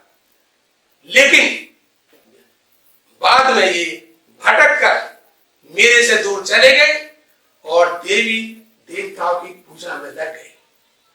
हमने शुरू का भी अनुग्रह आज देखा है और ये बड़े साफ शब्दों में आमोस ने अपने 2 बाब और उसकी 10 में लिखा है, मैं तुमको मिस्र देश से निकाल कर लाया और जंगल में 40 वर्ष तक लिए फिरता रहा। और हम यह देखेंगे आमोस की 3 और उसकी पहली आयत में, हे इस्राएलियों, ये वचन सुनो जो यहोवा ने तुम्हारे विषय में, अर्थात उस सारे कुल के विषय में कहा है, मैं जिन्हें मिस्र देश से लाया, पृथ्वी के सारे कुलों में से मैंने केवल तुम ही पर मन लगाया और मैंने किसी को नहीं चुना।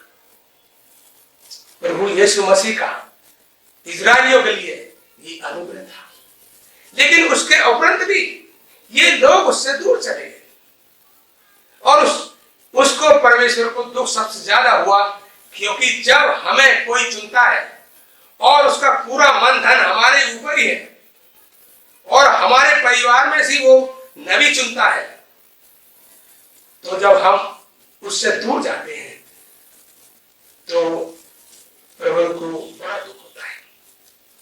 अब हम थोड़ी देर के लिए प्रकाश डालेंगे कि ये क्यों भटकने लगे और भटकने के समय इन्होंने क्या क्या पाप करे। उन पापों का वर्णन आमोस ने बड़े साफ शब्दों में लिखा है, और जब हम उनको पढ़ते हैं तो हमारे मन में और दिल में बड़ा दुख होता है।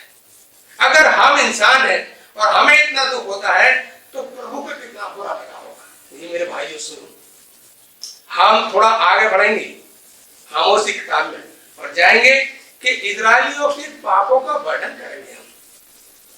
हम देखेंगे आमोस की किताब उसका 2 बाब और 11 में लिखा है, मैंने तुमको इतना प्यार करा और तुमने मेरे धर्म को मिट्टी में मिला दिया।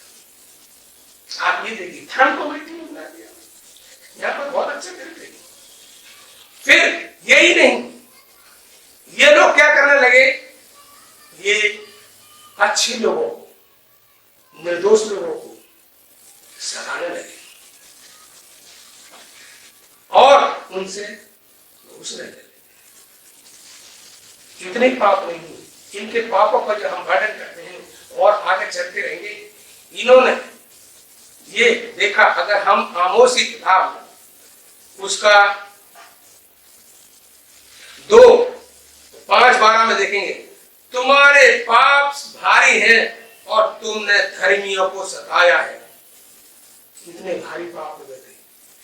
हम अधर्मियों को सताएं तो कोई बात नहीं, लेकिन जब धर्मियों को सताया जाता है तो परमेश्वर को बहुत बुरा लगता है।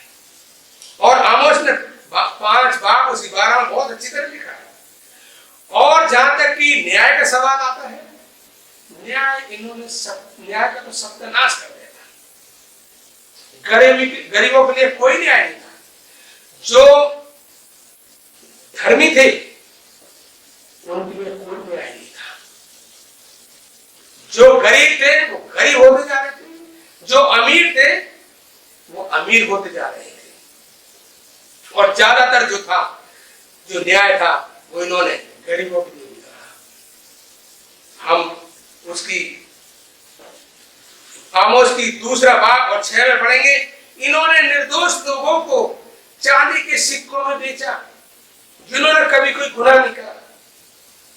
मेरे भाइयों, एक इंसान की कीमत जो ईश्वर के बनाए हुए लोग थे उनको चांदी के सिक्कों में बेचा। और जो गरीब लोग थे उनको एक जोड़ी जूतों की कीमत में बेचा। क्या ईश्वर के बनाए हुए लोगों की कीमत एक जोड़ी जूतों के समान? आज वो इजरायली लोग जिनको परमेश्वर ने इतना प्यार दिया और वो इस जगह पहुंच के पाप में कि इनके पाप ऐसे बढ़ गए। हम आगे बढ़ते जाएंगे और देखेंगे कि जब ये गरीबों को अन्न बेचते थे और तोलते समय डंडी मारते थे। डंडी मारने का मतलब मेरे बहनों भाइयों कि ये उनको अनाज कम तोल के देते थे और वो भी गरीबों को, लेकिन पैसा पूरा देते थे। आज भी इस दुनिया में ये पाप हो रहा है।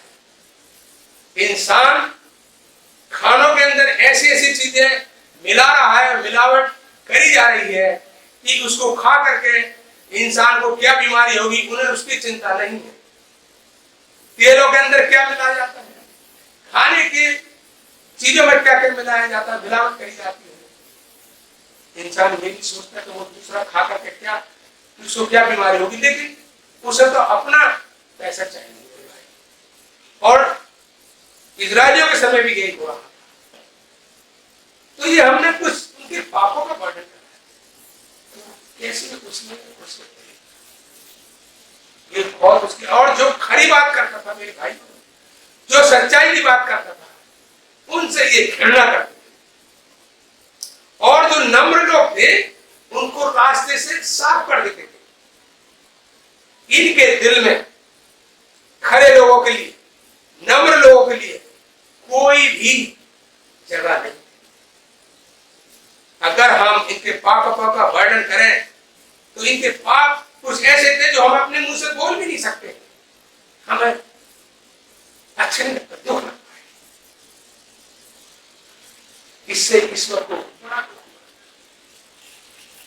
हम जो भी करें, जो हमारे परमेश्वर के लोग बनाए हुए हैं, उनके साथ धोखा धड़ी न करें।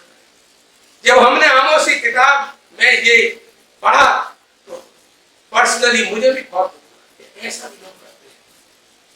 भाई बहनों भाइयों, ना कि हमसे ये पाप हो सके और उससे दूर रहे। और हमारे दिल में ये हमेशा है कि हम गरीबों को कभी नहीं सताएं, धर्मियों को कभी नहीं सताएं। ये हमारे परमेश्वर ने हमारे लिए कहा है। आइए हम अपने थोड़े से आगे बढ़ेंगे और इसमें देखेंगे कि जब परमेश्वर ने ये देखा और कहा कि अब इनके पाप बहुत भारी हो गए हैं और मैं इनको नहीं छोड़ूंगा, उसका दंड इन्हें जरूर मिलेगा, दंड जरूर मिलेगा। हमने पापों का वर्णन कर चुके हैं, अब हम आगे देखेंगे कि ईश्वर कैसे दंड का वर्णन कर रहा है। आइए हम आमोस की किताब 8वें बाब में जाएंगे और उसकी पहली और दूसरी आयत पढ़ेंगे। इसमें लिखा है, परमेश्वर यहोवा ने मुझको क्या दिखाया कि धूप काल के फलों से भरी एक टोकरी दिखाई। और प्रभु ने आमोस से पूछा, आमोस आपने क्या देखा? आमोस ने सोच और समझ के जवाब दिया, परमेश्वर मैंने एक धूप काल के फलों से भरी टोकरी देखी है। परमेश्वर ने कहा, आपने ठीक देखा। और उसमें यह लिखा है मेरे बहनों भाइयों, धूप काल के फलों से भरी एक टोकरी। तब यहोवा ने मुझसे कहा, मेरी प्रजा इजराइल का अंत आ गया है, मैं अब उसको ना छोड़ूंगा। ये मेरे शब्द नहीं है मेरे बहनों भाइयों, ये आमोस के शब्द नहीं है। ये जो शब्द है वो पवित्र आत्मा के शब्द हैं, हमारे परमेश्वर के शब्द हैं। ये तो सिर्फ आमोस ने लिखे हैं, लेकिन ये कहां से आए हैं? परमेश्वर की तरफ से लिखे गए हैं। और इसको हम पढ़े दोबारा, मेरी प्रजा इजराइल का अंत आ गया है, मैं अब उसको ना छोड़ूंगा। परमेश्वर की वाणी है, परमेश्वर की वाणी है। ये जो कहा गया है मेरे आमोस के और आपके शब्द नहीं है। अब हम देखेंगे, अगर हम आगे चलेंगे 8वीं बाब और उसकी 11वीं और 12वीं आयत में देखेंगे, जब प्रभु ने ये कहा मैं इनको नहीं छोड़ूंगा। और पके फलों से हम क्या समझते हैं? हम ये समझते हैं कि जब फल पक जाता है तो उसको फेंकना पड़ता है, हम उसको खा नहीं सकते, वो सड़ जाता है। और इस समय इजरायलियों की हालत जो थी, दशा जो थी, वो यही, उनका अंत आ गया, उनके पाप पक गए और ईश्वर उनसे नाराज था। जब कोई इंसान ये कहे, हमारा परमेश्वर या इंसान, मैं आपको नहीं छोड़ूंगा, इसका मतलब अंत आ गया है। हम देखेंगे प्रभु किस दंड की बात कर रहा है, मैं उन्हें छोड़ूंगा नहीं। हम आमोस की 8वां बाब और 11वीं और 12वीं आयत देखेंगे और उसको पढ़ेंगे। उसमें लिखा है, परमेश्वर यहोवा की ये वाणी है, देखो ऐसे दिन आते हैं जब मैं इस देश में महंगी करूंगा, उसमें ना तो अन्न की भूख और न पानी की प्यास होगी। महंगी मतलब कि मैं ऐसा अकाल लाऊंगा। वो अकाल ऐसा होगा मेरे बहनों भाइयों कि वो अकाल हमें अन्न की भूख का नहीं होगा, वो अकाल प्यास का नहीं होगा तो वो आकार किस चीज का होगा? यहां पर बड़े अच्छे शब्दों में लिखा है, परंतु यहोवा के वचनों के सुनने ही की भूख प्यास होगी। न खाने की भूख लगेगी, न पानी की प्यास लगेगी, तो हमें किस चीज की जरूरत होगी? प्रभु की वचन की सुनने की चाहत होगी, प्यास लगेगी, भूख लगेगी। लेकिन आगे क्या कहता है प्रभु? मेरा वचन आपके साथ नहीं होगा। वो वचन आपसे ले लिए जाएगा, क्योंकि जब वचन आपके साथ था आपने उस वचन की कदर ना करी।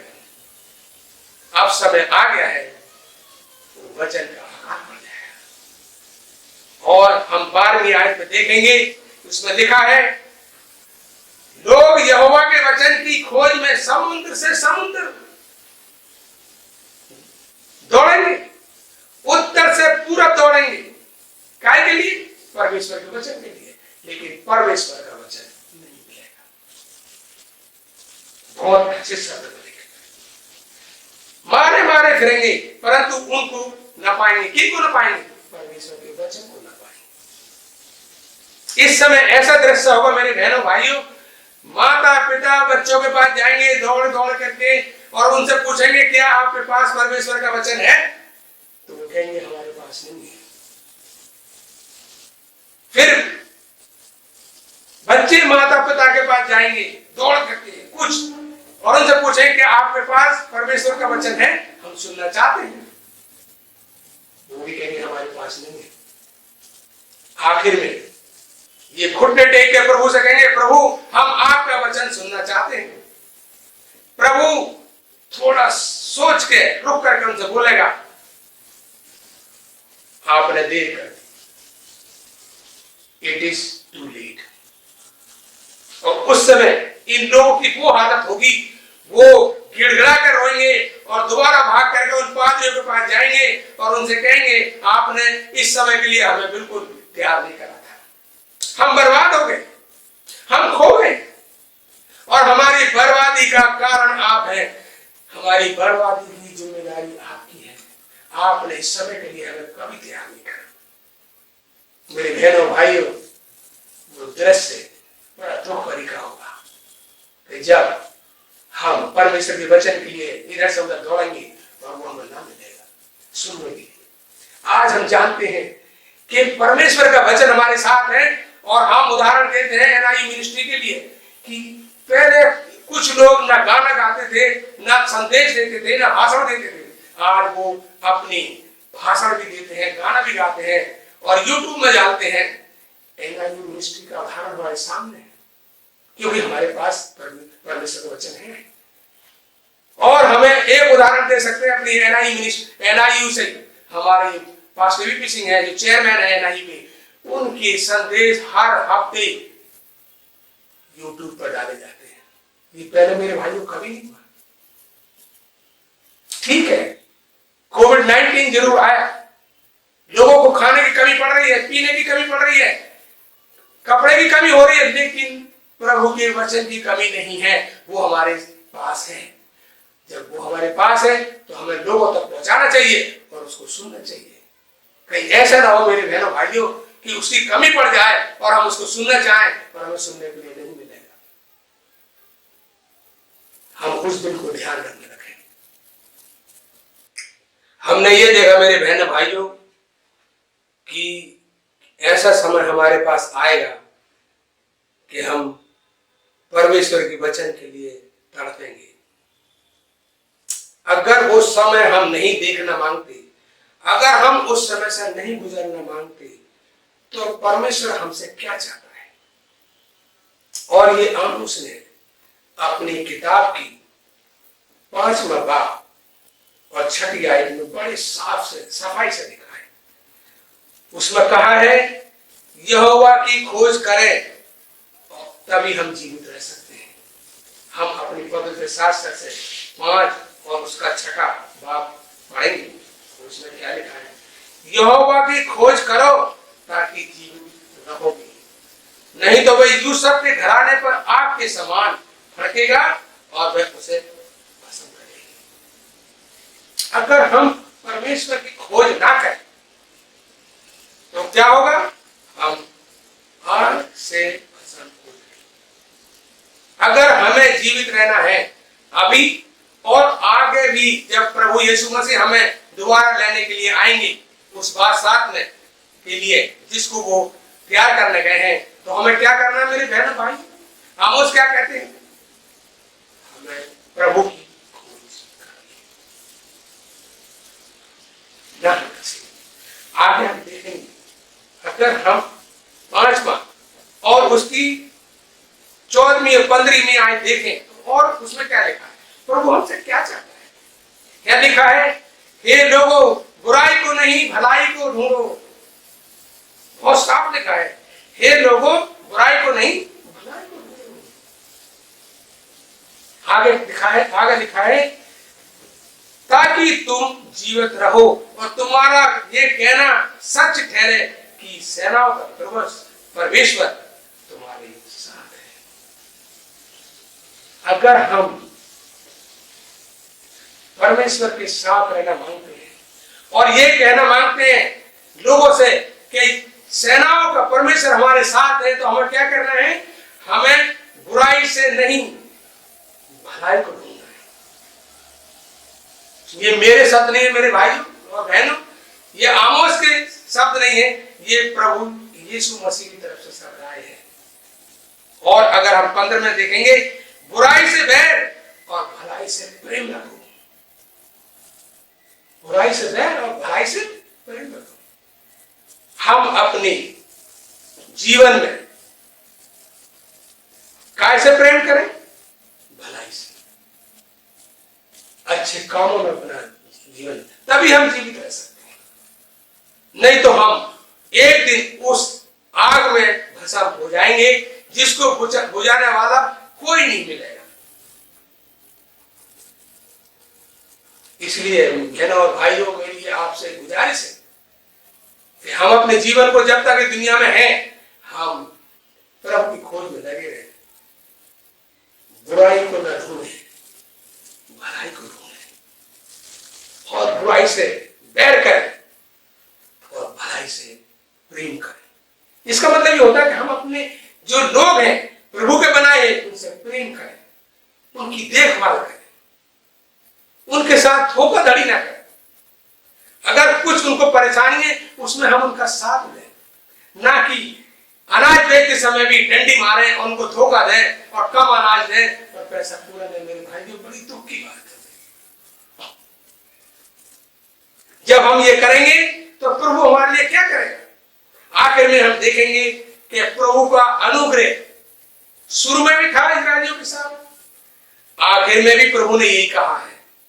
और ये आमोस ने अपनी आखिरी बात 9वां बात और उसकी 14वीं और 15वीं आयत में बड़ी अच्छी तरीके से लिखा है। मैं उसको बड़ी अच्छी तरह से आपको बताना चाहता हूं। आमोस की किताब 9वां बात उसकी 14वीं आयत और 15वीं आयत, इसमें लिखा है, मैं अपनी प्रजा इस्राएल के बंदियों को लौटा ले आऊंगा। उसमें ये नहीं लिखा मैं लौटा लाया हूं, लौटा ले आऊंगा। ये आगे की बात कर रहे हैं। और क्यों, कब लौटाएगा वो? जब हम उसकी खोज में लगे। आगे देखेंगे, और वे उजड़े हुए नगरों को सुधार कर उनमें बसेंगे। जो नगर उजड़ गए थे, क्योंकि ये बंदी बना लिए गए थे, मैं उन्हें वापस लाऊंगा और वो उसी नगर में जो उजड़ गए थे उनको सुधार करके उसी में दोबारा बसेंगे। आखिर में परमेश्वर का अनुग्रह देखिए, उसकी दया देखिए, उसकी कृपा देखिए मेरे भाइयों। प्रभु क्या कहता है उनसे? मैं उसी देश में वापस लाऊंगा आपको। यही नहीं, वे दाख की बारियां लगाकर दाख मधु पिएंगे। देखो कितना सुंदर समय होगा, कितना सुंदर दृश्य होगा। वो दाख की बारियां लगाकर दाख मधु पिएंगे और बगीचे लगाकर उनके फल खाएंगे। हमने अपना संदेश कहां से शुरू करा और हम कहां आ गए। हमने पापों का वर्णन करा, हमें दुख हुआ उससे, और हमने दंड का वर्णन करा कि प्रभु यीशु मसीह हमें दंड क्या देगा, उससे भी हमें दुख हुआ। लेकिन आखिर में आमोस की किताब क्या कहती है? इससे पहले आमोस की किताब का अंत हो, वो कहते हैं, मैं अपने इजरायलियों को उनके बंदियों से दोबारा वापस लाऊंगा और वो बगीचे लगाएंगे और उनके फल खाएंगे, दाख की बारियां लगाकर उनके दाख मधु पिएंगे। मेरे भाइयों, आगे चलेंगे उसमें, मैं उन्हें उन्हीं की भूमि में बोऊंगा। ये नहीं कहा उसने कि मैं दोबारा जब लाऊंगा तो कोई और जगह में उनको कोई और जगह दूंगा या किसी और जगह बोऊंगा। उसने कहा मैं उनको उन्हीं की भूमि में बोऊंगा। कितना अच्छे अनुग्रह प्रभु का है। और आगे हम देखते हैं, ये लिखा है, और वे अपनी भूमि में से जो मैंने उन्हें दी है फिर कभी उखाड़े नहीं जाएंगे। ये किताब पढ़ के मुझे बड़ा अच्छा लगा आमोस की, कि प्रभु अंत में ये कहता है कि मेरी प्रजा इस्राएल जब वापस मैं उन्हें लौटा कर लाऊंगा और जो भूमि मैंने उन्हें दी है उसमें से वो कभी उखाड़े नहीं जाएंगे। मेरे भाई, ये मेरी वचन नहीं है, ये प्रभु के वचन है, परमेश्वर की वचन है, ये उसकी वाणी है। और हमने अपने शीर्षक में देखा था आमोस की भविष्यवाणी और प्रभु यीशु मसीह का अनुग्रह। और वो अनुग्रह कहां अंत होता है कि हम वापिस आकर के बगीचे लगाएंगे, उनके फल खाएंगे और उसी जगह में रह करके आनंद पूर्वक रहेंगे। मेरे बहनों और भाइयों, क्या सुंदर समय होगा, खुशी से हम रहेंगे। मेरी आपसे यही गुजारिश है कि हम अगर दोबारा खुशी से रहना चाहते हैं तो हम प्रभु की खोज में लगे रहें, बुराई से दूर रहें, भलाई के पास आए और भलाई को ढूंढते रहें और भलाई से प्रेम करें ताकि हम उसकी बादशाहत में जा सके और अपने परमेश्वर के साथ हमेशा हमेशा की जिंदगी बिता सके। यही प्रार्थना मेरे लोगों के लिए, आपके लिए और मेरे लिए और मेरे परिवार के लिए है। आइए हम दुआ करें। प्रभु यीशु मसीह, हमें आमोस की किताब से जो संदेश मिला है हमें बड़ी खुशी हुई प्रभु कि कभी हम आपसे भटक जाते हैं और पापों में चले जाते हैं, लेकिन आपने ये कहा है कि आप मेरी खोज में लगे रहो, बुराई से दूर रहो, भलाई को ढूंढो और भलाई से प्रेम करो। मैं आपको दोबारा वापिस उसी जगह बोऊंगा जो तुम्हारी जगह मैंने दी थी और आप उनमें बाग बगीचे लगाकर उनके फल खाओगे। प्रभु, कितना अच्छा संदेश हमें मिला है। इस संदेश के लिए हम धन्यवाद देते हैं। प्रभु, हमारे जीवन में आओ और जो पाप हमारे जीवन में उनको दूर करो। यही दुआ हम करते हैं अपने लिए और अपने कलीसिया के लिए जो इस संदेश को सुनेंगे, ताकि सुन करके हम अपने जीवन को प्रभु के सुपुर्द कर दें। ये छोटी सी दुआ मैं प्रभु यीशु मसीह के नाम से मांगता हूं, सुन और ग्रहण कर। आमीन।